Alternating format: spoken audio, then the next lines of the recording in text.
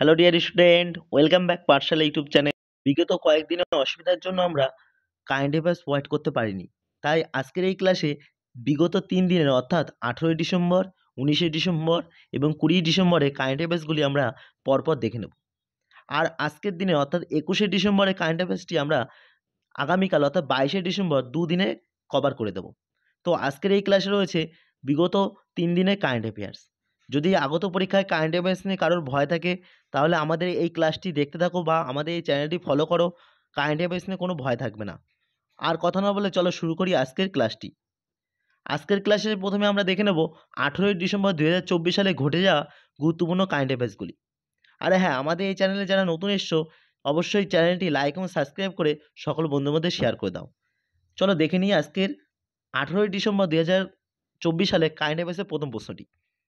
Mikhail কাভেলাসভিলি কোন দেশের রাষ্ট্রপতি হয়েছেন? Option A Argentina, option B Italy, option C Georgia, option D Palestine. সঠিক উত্তরটি হয়ে যাবে অপশান সি জর্জিয়া। জর্জিয়ার রাষ্ট্রপতি হয়েছেন মিখাইল কাভেলাসভিলি। এবার দেখে নাও অ্যাডিশনাল ইনফরমেশনে এই সম্পর্কিত আরও কিছু তথ্য। কাভেলাসভিলি একজন প্রাক্তন ফুটবলার। তিনি জর্জিয়ার রাষ্ট্রপতি পদটি আনুষ্ঠানিক আসল ক্ষমতা প্রধানমন্ত্রীর হাতে থাকে। ইরাকলি কোবাখিদজে জর্জিয়ার বর্তমান প্রধানমন্ত্রী রয়েছেন। যেহেতু এখানে জর্জিয়ার কথা এসছে তাই আমরা অ্যাবাউট অফ দ্য টপিকে জর্জিয়া দেশের সম্পর্কিত কিছু তথ্য দেখে নেব। জর্জিয়া ইউরোপের কৃষ্ণ সাগরের তীরে অবস্থিত একটি দেশ। জর্জিয়ার রাজধানী রয়েছে টিবিলিসি। জর্জিয়ার মুদ্রা কি? জর্জিয়ান লারি। এবং জর্জিয়ার প্রধানমন্ত্রী রয়েছে ইরাকলি কোবাখিদজে। এবার আমরা চলে যাবো আজকের কারেন্ট অ্যাফেয়ার্সের 2 নম্বর প্রশ্নে। কোন রাজ্যে মরুভূমি পর্যটন সার্কিট প্রকল্প চালু করা হয়েছে? Option A Rajasthan, option B Gujarat, option C Haryana, option D হলো পাঞ্জাব। সঠিক উত্তরটি হলো অপশান বি গুজরাট। গুজরাট রাজ্যে মরুভূমি পর্যটন সার্কিট প্রকল্প চালু করা হয়েছে। গুজরাটের মুখ্যমন্ত্রী ভূপেন্দ্র প্যাটেল, তাহলে গুজরাটের মুখ্যমন্ত্রী কে? ভূপেন্দ্র প্যাটেল। তিনি কচ্ছের পর্যটনকে বাড়ানোর জন্য মরুভূমি পর্যটন সার্কিটের একটি প্রকল্প উন্মোচন করেছেন। গুজরাট সরকার ধর্দ থেকে একটি মরুভূমি পর্যটন সার্কিট স্থাপন করবে। 2023 সালে বিশ্ব পর্যটন সংস্থা কর্তৃক সেরা পর্যটন গ্রামের তালিকায় ধর্দকে অন্তর্ভুক্ত করা হয়েছিল। ধর্দতে প্রতি বছর রণ উৎসবের আয়োজন করা হয়। তাহলে গুজরাটের যে রণ উৎসব সেটি কোথায় আয়োজন করা হয়? ধর্দতে। এবার দেখে নাও অ্যাবাউট অফ দ্য টপিকে প্রধান কিছু পরিকল্পনা 2024 সালে ঘটেছে এরকম। PM ই-ড্রাইভ স্কিম, এটি ভারী শিল্প মন্ত্রণালয় লঞ্চ করেছে। বৃন্দাবন গ্রাম যোজনা মধ্যপ্রদেশ সরকার লঞ্চ করেছে। মুখ্যমন্ত্রী সুখ শিক্ষা যোজনা হিমাচল প্রদেশ। সুভদ্রা যোজনা উড়িষ্যা সরকার। নিযুত ময়না স্কিম এটি আসাম সরকার লঞ্চ করেছে। তাহলে আমরা প্রধান কিছু পরিকল্পনা 2024 সালে ঘটে গেছে সেগুলি অ্যাবাউট অফ দ্য টপিকে দেখে নিলাম। এবার চলে যাব 3 নম্বর প্রশ্নে। 3 নম্বর কারেন্ট অ্যাফেয়ারের প্রশ্নটি হলো desert knight air combat exercise কোন দেশের মধ্যে আয়োজন করা হয়েছে? অর্থাৎ একটি এয়ার এক্সারসাইজ আছে যার নাম হচ্ছে ডেজার্ট নাইট। এটি কোন দেশের মধ্যে আয়োজন করা হয়? Option A Bharat, option B France, option C সংযুক্ত আরব আমিরাত, অপশান ডি হলো উপরের সবকটি। সঠিক উত্তরটি হলো অপশান ডি উপরের সবগুলি। উপরের সবগুলি অর্থাৎ ভারত, ফ্রান্স এবং সংযুক্ত আরব আমিরাতের মধ্যেই ডেজার্ট নাইট এয়ার কমব্যাট এক্সারসাইজটি আয়োজন করা হয়ে থাকে। এই মহড়ার লক্ষ্য কি? এই ডেজার্ট নাইট এয়ার কমব্যাট এক্সারসাইজের লক্ষ্য হলো ইন্দো প্যাসিফিক এবং পারস্য উপসাগরে প্রতিরক্ষা সম্পর্কে জোরদার করা হলো এর লক্ষ্য। এতে অংশ নিয়েছে সুকোই 30 MKI, রাফাল এবং F-16 বিমান। এই F-16 বিমান হলো আমেরিকার। মহড়াটি প্রতিরক্ষা প্রযুক্তি এবং শক্তিতে সহযোগিতার জন্য 2022 সালের ত্রিপক্ষীয় রোডম্যাপের ওপর ভিত্তি করে পরিচালিত হয়ে থাকে। এবার যেহেতু এখানে যৌথ সামরিক মহড়ার কথা এসছে তাই আমরা অ্যাবাউট অফ দ্য টপিকে কিছু যৌথ সামরিক মহড়া দেখে নিই। যৌথ সামরিক মহড়া যুদ্ধভিযান টাইগার ট্রাম্প, এটি ভারত ও আমেরিকার মধ্যে হয়ে থাকে। শক্তি অনুশীলন বরুণ নৌ অনুশীলন, এটি ভারত ও ফ্রান্সের মধ্যে হয়ে থাকে। প্র্যাকটিস সাদা তানসিক ভারত ও সৌদি আরবের মধ্যে হয়ে থাকে। সাইক্লোন ভারত ও মিশর। অগ্নি ওয়ারিয়ার ভারত ও শ্রীলঙ্কার মধ্যে হয়ে থাকে। মৈত্রী যুদ্ধ অভ্যাস ভারত ও থাইল্যান্ড হবে, এটা ভারত ও থাইল্যান্ডের মধ্যে মৈত্রী যুদ্ধবষ্টি হয়ে থাকে। অস্টাহিন, ওসিনডেক্স এবং পিচ ব্লাক ভারত ও অস্ট্রেলিয়ার মধ্যে হয়ে থাকে এই 3টি যুদ্ধ অভ্যাস।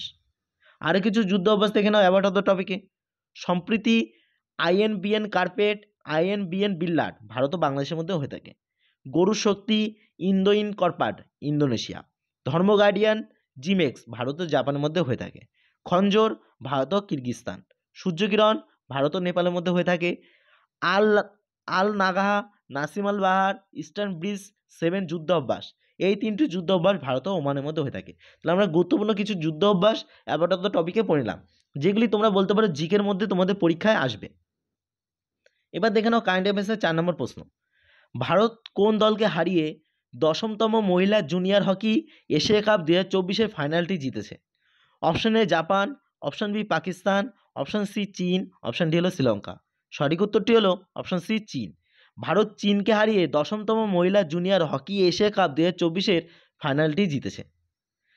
এবার দেখে নাও এ সম্পর্কিত আরও কিছু তথ্য, ঠিক আছে? আচ্ছা, আরও কিছু তথ্য দেখে নাও। ভারতীয় মহিলা জুনিয়র হকি দল চীনকে 3-2 গোলে হারিয়ে মহিলা জুনিয়রে এশিয়া কাপ জিতেছে ভারত। ভারত 2023-এর সংস্করণও জিতেছিল। এবার দেখো এই সম্পর্কিত আরও কিছু তথ্য।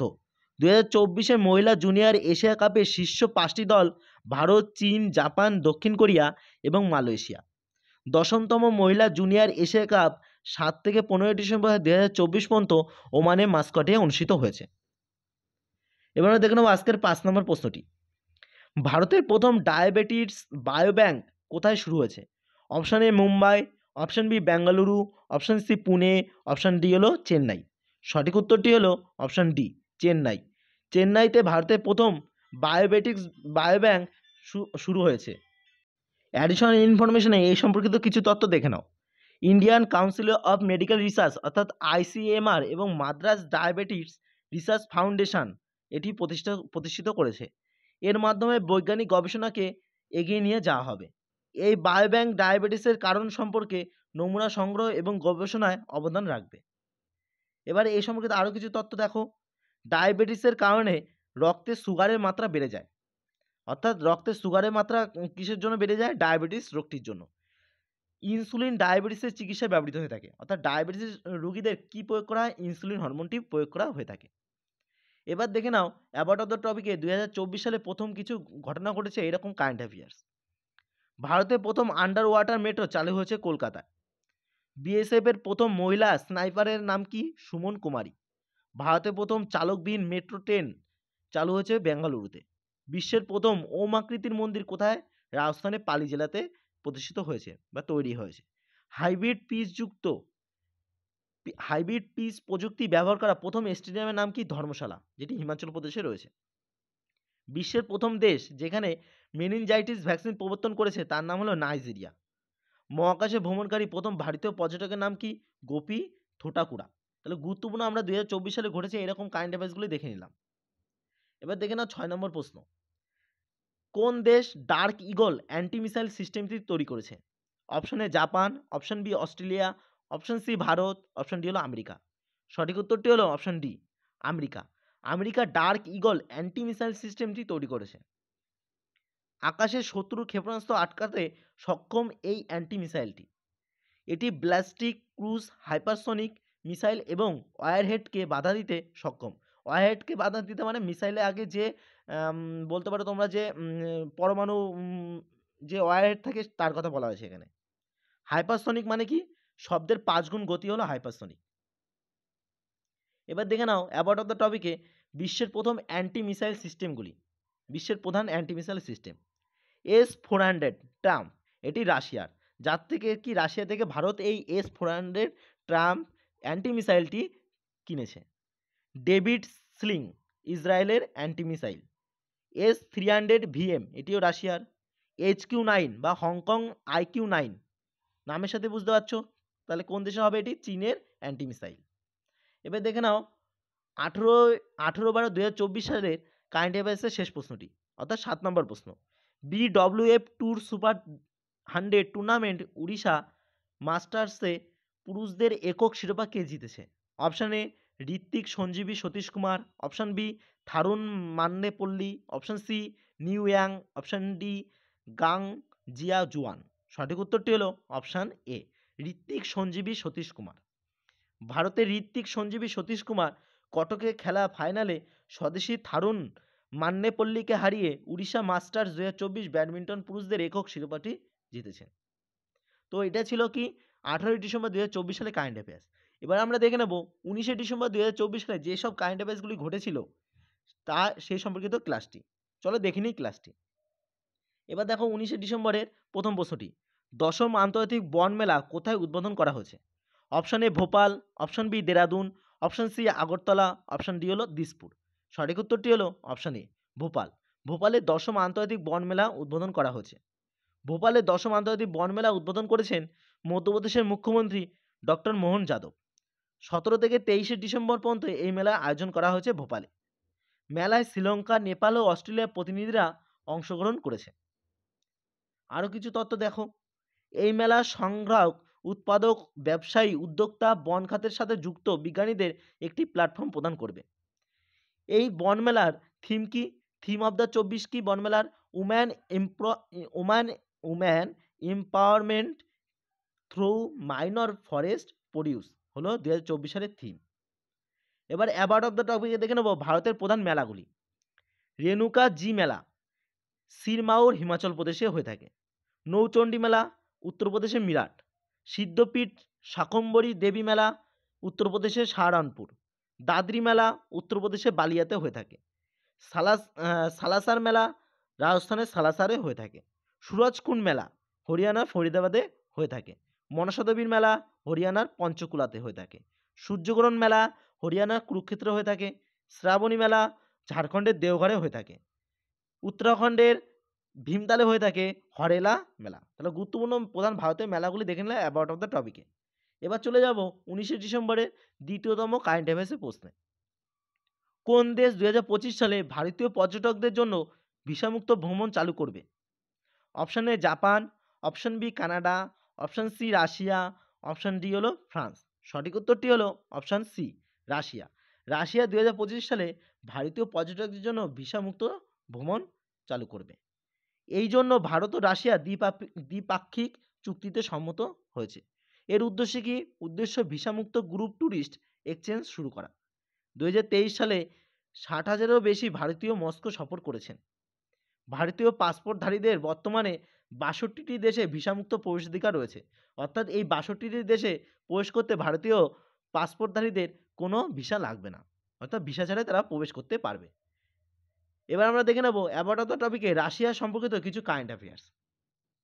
আইএনএস তুশিল রাশিয়া নির্মিত হয়েছে এবং ভারতীয় নৌবাহিনীতে অন্তর্ভুক্ত করা হয়েছে এই আইএনএস তুশিলকে। ভারতীয় নাবিকরা 28শে জুলাই রাশিয়ার 328তম নৌবাহিনী দিবসের প্যারেডে অংশগ্রহণ নিয়েছিল। ভারত এবং রাশিয়া 2030 সালের মধ্যে 100 বিলিয়ন মার্কিন ডলারের বাণিজ্যের লক্ষ্য নির্ধারণ করেছে। 6 জুন জাতিসংঘের রাশিয়ান ভাষা দিবস 2024 পালিত হয়েছে। তাহলে রাশিয়া সম্পর্কিত কিছু কারেন্ট অ্যাফেয়ার্স আমরা অ্যাবাউট অফ দ্য টপিকে দেখে নিলাম। এবার দেখে নাও 3 নম্বর প্রশ্ন। ভারতের প্রথম যোগা পলিসি চালু করা প্রথম রাজ্য কোনটি? যেহেতু এটি প্রথম রাজ্য, যে রাজ্যটি যোগা পলিসি চালু করেছে, তাই প্রশ্নটি একটি গুরুত্বপূর্ণ প্রশ্ন। Option A Jharkhand, option B Rajasthan, option C Haryana, option D হলো উত্তরাখণ্ড। সঠিক উত্তরটি হলো অপশন ডি উত্তরাখণ্ড। উত্তরাখণ্ডের মুখ্যমন্ত্রী পুষ্কর সিং ধামি আয়ুর্বেদ এবং যোগকে একত্রীভূত করার জন্য যোগ নীতির পরিকল্পনা ঘোষণা করেছেন।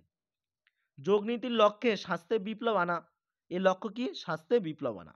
এই উদ্যোগের মধ্যে রয়েছে আয়ুষ গ্রাম, আয়ুষ টেলিকনসালটেশন, 50টি যোগ কেন্দ্র এবং বিশ্বব্যাপী এই ঐতিহ্যবাহী ভেষজগুলির প্রচার।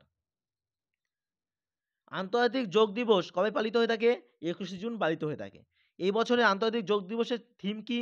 Yoga for self and society হলো এই বছরের থিম। এবার অ্যাবাউট অফ দ্য টপিকে উত্তরাখণ্ড রাজ্যের কিছু গুরুত্বপূর্ণ কারেন্ট অ্যাফেয়ার্স দেখে নাও। উত্তরাখণ্ড মাদ্রাসা বোর্ড সংস্কৃতকে বাধ্যতামূলক বিষয় হিসেবে চালু করবে। 2025 সালে উত্তরাখণ্ডে 38তম জাতীয় গেমস অনুষ্ঠিত হবে। একটি গুরুত্বপূর্ণ প্রশ্ন এটি কিন্তু। ইউনিফর্ম সিভিল কোড প্রয়োগকারী প্রথম রাজ্য হলো উত্তরাখণ্ড। এটি একটি গুরুত্বপূর্ণ কারেন্ট অ্যাফেয়ার্সের প্রশ্ন। কাজিন যুদ্ধাভ্যাস 2024 ভারত ও কাজাকিস্তানের মধ্যে উত্তরাখণ্ডে আউলিতে অনুষ্ঠিত হয়েছে। তাহলে আমরা অ্যাবাউট অফ দ্য টপিকে উত্তরাখণ্ড সম্পর্কিত কিছু কারেন্ট অ্যাফেয়ার্স দেখে নিলাম। এবার আমরা দেখে নেব পরের কারেন্ট অ্যাফেয়ার্সটি, অর্থাৎ 4 নম্বর কারেন্ট অ্যাফেয়ার্স। মাউন্ট সেমেরু আগ্নেয়গিরি কোন দেশে অগ্নুৎপাত ঘটেছে?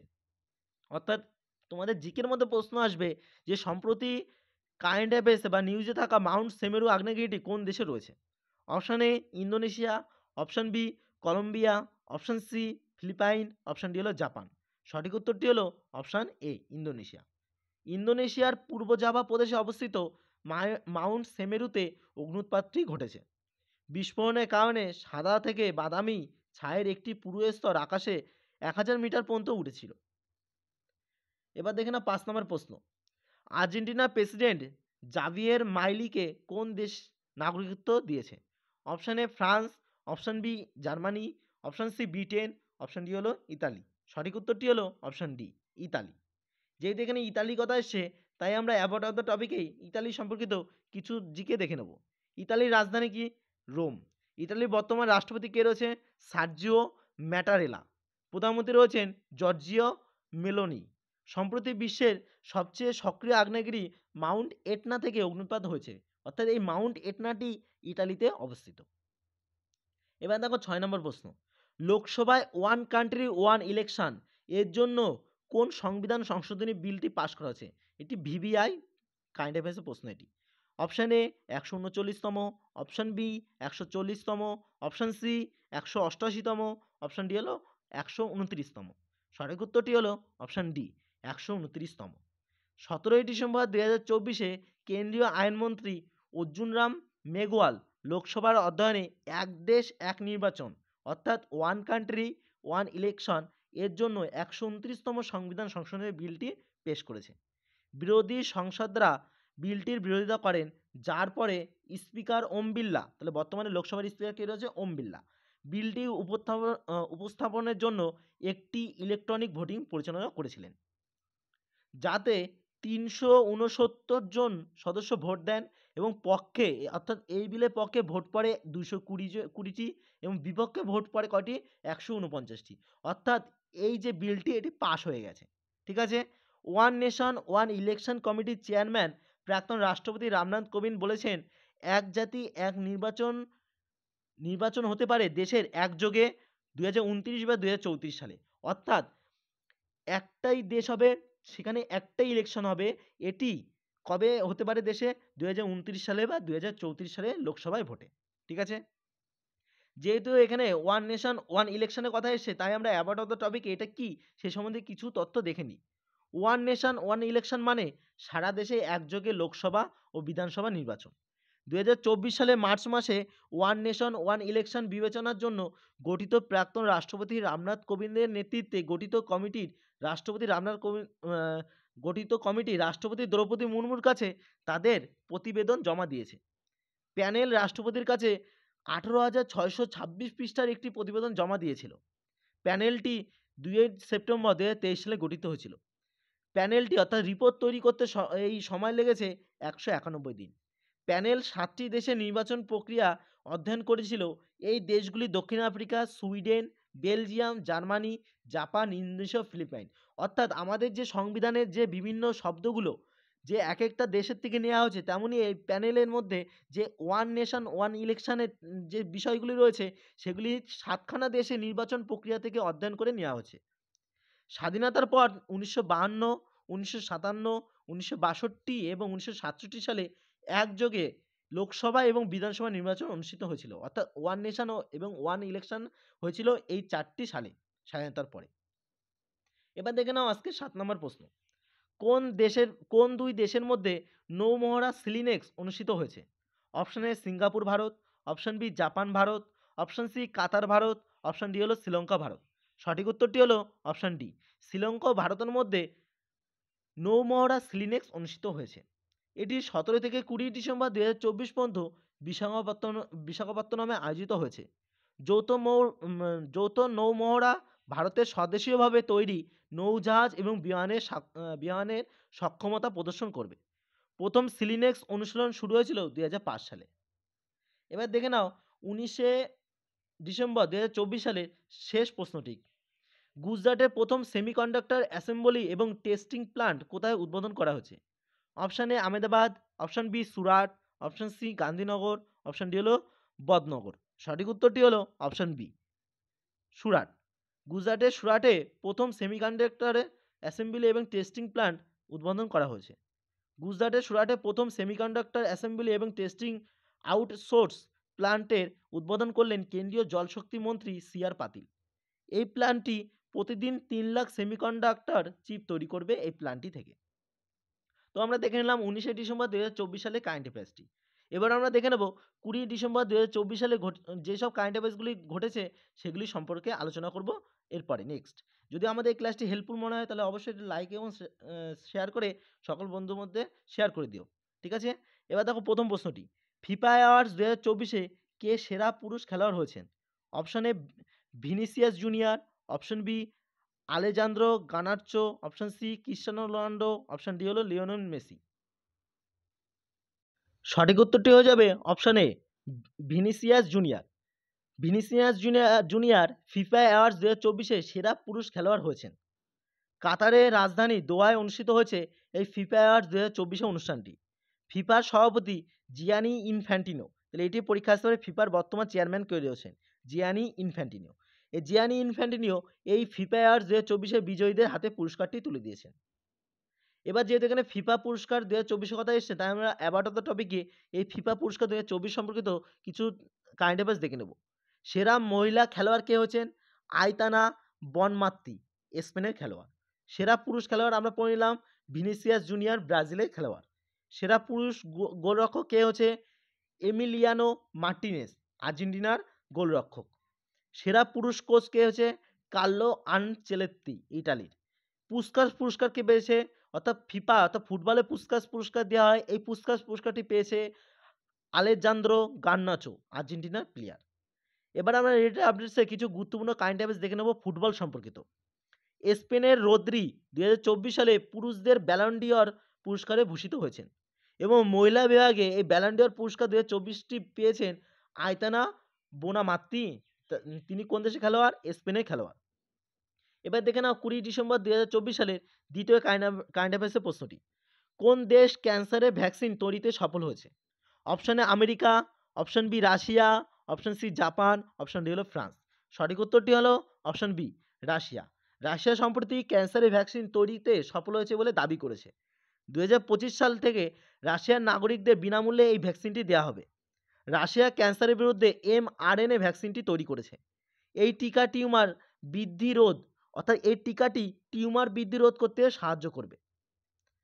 এবার দেখো অ্যাবাউট অফ দ্য টপিকে এই সম্পর্কিত অর্থাৎ ভ্যাকসিন সম্পর্কিত কিছু গুরুত্বপূর্ণ কারেন্ট অ্যাফেয়ার্স। জর্ডান প্রথম কুষ্ঠমুক্ত দেশ হয়েছে। হু ভারতকে ট্র্যাকোমা রোগ থেকে মুক্ত ঘোষণা করেছে। এই ট্র্যাকোমা রোগটি চোখের সাথে সম্পর্কিত। কেপ ভার্দে এবং এল সালভাদরকে 2024 সালে ম্যালেরিয়া মুক্ত দেশ হিসেবে ঘোষণা করেছে হু। ভারতীয় বিজ্ঞানীরা হিমোফিলিয়া এর জন্য প্রথম জিন থেরাপি তৈরি করেছে। এবার দেখো 3 নম্বর কারেন্ট অ্যাফেয়ার্সের প্রশ্ন, নিচের কোন ভারতীয় ক্রিকেটার আন্তর্জাতিক ক্রিকেট থেকে অবসর নিয়েছেন? একটি গুরুত্বপূর্ণ প্রশ্ন। Option A Virat Kohli, option B Ravindra Jadeja, option C Rohit Sharma, option D হলো রবিচন্দ্রন অশ্বিন।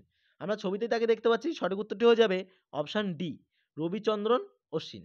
রবিচন্দ্রন অশ্বিন সম্প্রতি আন্তর্জাতিক ক্রিকেট থেকে অবসর ঘোষণা করেছেন। তিনি 3টি ফরম্যাটেই 287টি ম্যাচ খেলে 765টি উইকেট নিয়েছেন। 3টি ফরম্যাট বলতে টেস্ট ক্রিকেট, ওডিআই অর্থাৎ ওয়ানডে ক্রিকেট এবং টি20 ক্রিকেট। এই 3টি ফরম্যাটে 287টি মোট ম্যাচ খেলেছেন এবং মোট উইকেট নিয়েছেন 765টি। অনিল কুম্বলে অশ্বিন ভারতের দ্বিতীয় সর্বোচ্চ উইকেট শিকারী অর্থাৎ উইকেট নিয়েছেন। তার আগে শুধুমাত্র রয়েছে কে? অনিল কুম্বলে, যিনি 953টি উইকেট নিয়েছেন এবং অশ্বিন নিয়েছেন 765টি উইকেট। এবারে অ্যাওয়ার্ড অফ দ্য টপিকে যেহেতু অবসর গ্রহণের কথা বলা হয়েছে, তাই অবসর গ্রহণকারী কিছু খেলোয়াড়দের অ্যাওয়ার্ড অফ দ্য টপিকে আমরা দেখে নেব। ক্রিকেট থেকে কারা কারা সম্প্রতি অবসর নিয়েছেন? শেখর ধাওয়ান নিয়েছেন, দীনেশ কার্তিক, কেদার যাদব, ম্যাথু ওয়েড, ঠিক আছে, অস্ট্রেলিয়ান ক্রিকেটার। এবং এছাড়া নিয়েছেন মোয়ান আলী, ইংল্যান্ডের ক্রিকেটার, ডেভিড মালান নিয়েছেন এবং সম্প্রতি নিলেন রবিচন্দ্রন অশ্বিন। ব্যাডমিন্টন থেকে কে নিয়েছেন অবসর? সাই প্রণীত। টেনিস থেকে নিয়েছেন রোহান বোপান্না। ফুটবল থেকে অবসর নিয়েছেন সুনীল ছেত্রী। হকি থেকে অবসর নিয়েছেন পিয়া শ্রীজেশ এবং রানী রামপাল। কুস্তি থেকে অবসর নিয়েছেন ভিনেশ ফোগাট। জিমন্যাস্ট থেকে অবসর নিয়েছেন দীপা কর্মকার। তাহলে অবসর গ্রহণকারী খেলোয়াড়দের আমরা অ্যাবাউট অফ দ্য টপিকে পড়ে নিলাম। এবার দেখে নাও 4 নম্বর প্রশ্নটি। প্রথম ওয়ার্ল্ডনার কাপ 2024-এ টিম এশিয়ার হয়ে খেলা একমাত্র ভারতীয় খেলোয়াড় কে হলেন? Option A Sreeja Akula, option B Archana Kamath, option C Manika Batra, option D হলো আয়াহিকা মুখার্জি। সঠিক উত্তরটি হলো অপশন সি মনিকা বাত্রা। প্রথম ওয়ার্ল্ডনার কাপ 2024-এ টিম এশিয়ার হয়ে খেলা একমাত্র ভারতীয় খেলোয়াড় হলেন মনিকা বাত্রা। ওয়ার্ল্ডনার কাপ টেবিল টেনিসের সাথে যুক্ত। তাহলে পরীক্ষা আসতে পারে যে ওয়ার্ল্ডনার কাপ কোন খেলার সাথে যুক্ত? Table tennis. প্রথম ওয়ার্ল্ডনার কাপ 2024 13 থেকে 15 ডিসেম্বর 2024 পর্যন্ত অসলোতে অর্থাৎ নরওয়ের রাজধানী অসলোতে অনুষ্ঠিত হয়েছিল। টিম ওয়ার্ল্ডকে হারিয়ে টিম এশিয়া জিতেছে এই প্রথম ওয়ার্ল্ডনার কাপ 2024টি। মনিকা বাত্রা একজন ভারতীয় খেলোয়াড় যিনি এশিয়ার দলে অন্তর্ভুক্ত হয়েছিলেন। Waldner cup Swedish table tennis গেট জান ও ওয়ার্ল্ডনার দ্বারা প্রতিষ্ঠিত হয়েছিল। অর্থাৎ এই কাপটি কে প্রতিষ্ঠিত করেছেন সেটা আমরা পড়ে নিলাম। এবার দেখে নাও এই সম্পর্কিত কিছু তথ্য অর্থাৎ কিছু কারেন্ট অ্যাফেয়ার্স অ্যাবাউট দ্য টপিকে। মনিকা বাত্রা প্রথম ভারতীয় হিসাবে WTT চ্যাম্পিয়ন ইভেন্টের কোয়ার্টার ফাইনালে উঠেছেন। মনিকা বাত্রা ভারতের প্রথম টেবিল টেনিস খেলোয়াড় হয়েছিলেন যিনি প্যারিস অলিম্পিকে 2024 সালে একক টেবিল টেনিস প্রতিযোগিতায় শেষ 16তে পৌঁছেছেন। ভারতীয় মহিলা দল এশিয়ান টেবিল টেনিস চ্যাম্পিয়নশিপ 2024-এ ব্রোঞ্জ পদক জিতেছিল। এবার দেখে নাও 5 নম্বর প্রশ্নটি। কে বায়োসায়েন্স লিডারশিপের জন্য জামশেদজি টাটা পুরস্কার জিতেছেন? Option A Kiran Mazumdar Shaw, option B Suryabala, option C সাজিয়েন করুন, অপশন ডি হলো মারিয়া ভিক্টোরিয়া জুয়ান। সঠিক উত্তরটি হলো অপশন এ কিরণ মজুমদার শ সম্প্রতি বায়োসায়েন্স লিডারশিপের জন্য জামশেদজি টাটা পুরস্কারটি জিতেছেন। বায়োকন গ্রুপের চেয়ারপারসন কিরণ মজুমদার শ ভারতে জীববিজ্ঞান আন্দোলন নেতৃত্ব দেওয়ার জন্য জামশেদজি টাটা পুরস্কারে ভূষিত হয়েছেন। এই পুরস্কারটি ইন্ডিয়ান কোয়ালিটি সোসাইটি প্রদান করে। এবার অ্যাবাউট অফ দ্য টপিকে কিছু পুরস্কার সম্পর্কিত কারেন্ট অ্যাফেয়ার্স দেখে নাও। সূর্যবালা তার উপন্যাসের জন্য 34তম ব্যাস সম্মান 2024টি জিতেছে, একটি গুরুত্বপূর্ণ কারেন্ট অ্যাফেয়ার্স। সাজিয়েন করুন জেসি ড্যানিয়েল অ্যাওয়ার্ডে ভূষিত হয়েছেন। স্কটিশ শিল্পী জসলিন কোর 2024 সালে টান্নার পুরস্কারটি জিতেছেন। এবার দেখে নাও আজকে কারেন্ট অ্যাফেয়ার্সের 6 নম্বর প্রশ্ন। 2024 সালে ভুটানের জাতীয় দিবসের অনুষ্ঠানে ভারত থেকে কে অংশগ্রহণ করেছে? Option A Rajnath Singh, option B doctor S Jaishankar, option C Amit Shah, option D হলো হেমন্ত বিশ্ব শর্মা। সঠিক উত্তরটি হয়ে যাবে অপশন ডি হেমন্ত বিশ্ব শর্মা 2024 সালে ভুটানের জাতীয় দিবসে অনুষ্ঠানে ভারত থেকে অংশগ্রহণ করেছে। আসামের মুখ্যমন্ত্রী হেমন্ত বিশ্ব শর্মা তিনি 17 ডিসেম্বর 2024 তারিখে ভুটানের রাজধানী থিম্পুতে অনুষ্ঠিত ভুটানে 117তম জাতীয় দিবস উদযাপনে অংশগ্রহণ নিয়েছিলেন। প্রতি বছর 17 ডিসেম্বর ভুটানে জাতীয় দিবসটি পালিত হয়ে থাকে। 1907 সালের 17 ডিসেম্বর ভুটানের প্রথম রাজা ডুক গালপো উগেন ওয়াংচুকের রাজ্যাভিষেক হয়েছিল এই তারিখে। তার জন্য ওই তারিখটি অর্থাৎ 17 ডিসেম্বরটি ভুটানের জাতীয় দিবস হিসেবে পালিত হয়ে থাকে। যেহেতু এখানে ভুটানের কথা এসে তাই আমরা অ্যাবাউট অফ দ্য টপিকে ভুটান সম্পর্কিত কিছু জিকে দেখে নেব। ভুটানের রাজধানী কি? থিম্পু। ভুটানের সংসদের নাম হলো সোগডু। বজ্রপাতের দেশ ভুটানকে বলা হয়। ভুটানের জাতীয় খেলা কি? তীরন্দাজি। এবার দেখে নাও 7 নম্বর প্রশ্ন অর্থাৎ আজকের ক্লাসের শেষ প্রশ্নটি। নাট সেভিয়ার ব্রান্ড কোন দেশের মহিলা ক্রিকেটার যিনি মহিলাদের টেস্ট ক্রিকেটে 2টো সেঞ্চুরি করেছেন? অপশন এ দক্ষিণ Africa, option B Australia, option C England, option D হলো নেদারল্যান্ড। সঠিক উত্তরটি হলো option C England. Nat Sciver Brunt ইংল্যান্ডের ক্রিকেটার। দক্ষিণ আফ্রিকার বিপক্ষে 145 বলে 128 রান করেছেন এই ন্যাট সেভিয়ার ব্রান্ড এই খেলোয়াড়টি। মাত্র 96 বলে সেঞ্চুরি পূর্ণ করেছেন তিনি। আর এই সেঞ্চুরি করে তিনি মহিলা টেস্ট ক্রিকেটে 2তম সেঞ্চুরি খ্যাতিনামাটা অর্জন করেছেন। তো ডিয়ার স্টুডেন্ট এই ছিল আজকে কারেন্ট অ্যাফেয়ার্সের ক্লাসটি কেমন লাগলো সেটা সবাই কমেন্ট বক্সে কমেন্ট করে জানাবে। আর ধন্যবাদ সকলকে ক্লাসটি সম্পূর্ণ দেখার জন্য। আর যারা নতুন এসছো তারা অবশ্যই লাইক এবং সাবস্ক্রাইব করে সকল বন্ধুদের শেয়ার করে দিও। ধন্যবাদ সবাইকে।